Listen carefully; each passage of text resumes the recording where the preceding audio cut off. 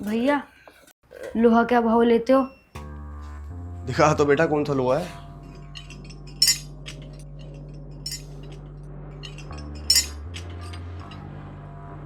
₹40 kilo के हिसाब से लग जाएगा। ठीक है भैया, ले लो। रुको, देखना उस्ताद जी, बच्चे लाए हैं पता नहीं कहाँ से। 1 किलो से कम ही लग रहा है। 30 रुपए दे दो।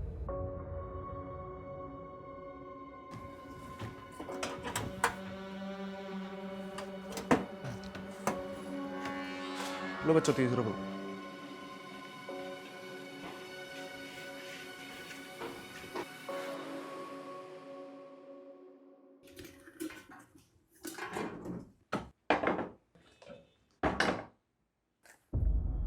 अंकल, ये सामान बेचना है। कहाँ से लाए हुए सब? कहीं से भी लाए हूँ। आपको उससे क्या मतलब? मुझे क्या मतलब? रुको बेटा, बताता हूँ। अभी पुलिस को फ़ोन करके बताता हूँ कि 2 स्कूल के बच्चे चोरी का सामान बेचने आए हैं। नहीं अंकल, हम दोनों चोर नहीं हैं।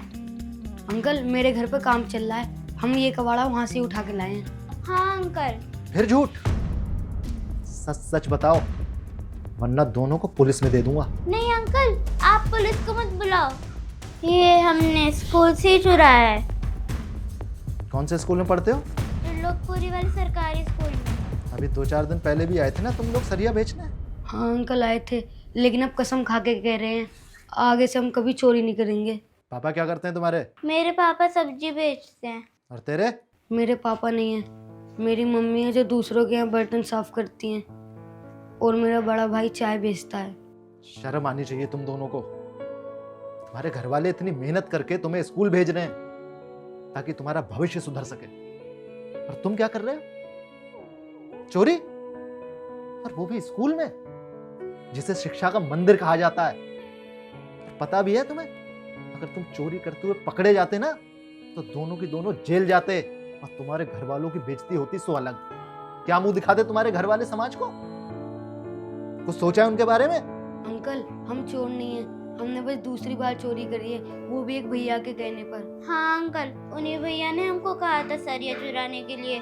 वो हमारे स्कूल में बड़ी क्लास में पढ़ते हैं। देखो बेटा,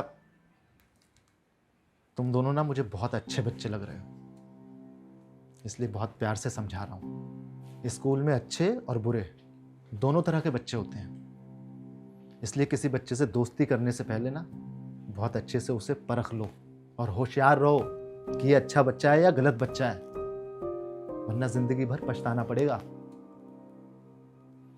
अब मैं तुम्हें अपनी एक बात बताता हूँ।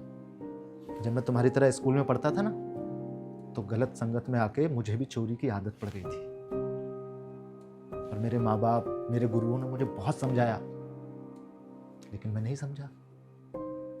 और एक टीचर ने मुझे बार बार वार्निंग दी कि चोरी छोड़ दो, अच्छी बात नहीं है, लेकिन बेटा मैंने उनकी भी नहीं मानी, और एक दिन एक बच्चे की साइकिल चुराते हुए पकड़ा गया, और प्रिंसिपल सर ने मेरे घर वालों को बुला लिया, और उनके सामने मुझे इतना डांटा, बहुत डांटा, और मेरे माँ बाप ने मुझे मारा भी बहुत, और फिर मुझे स्कूल से निकाल दिया।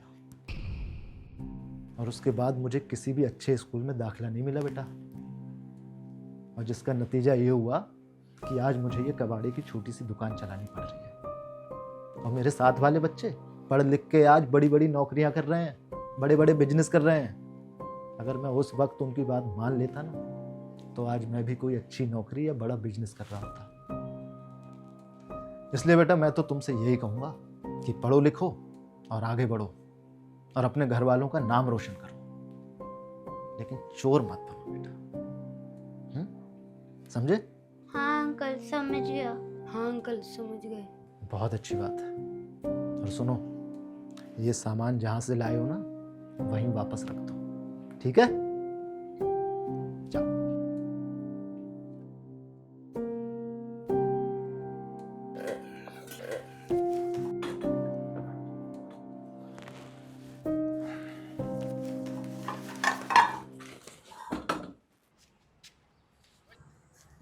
ओए चंगो मंगो,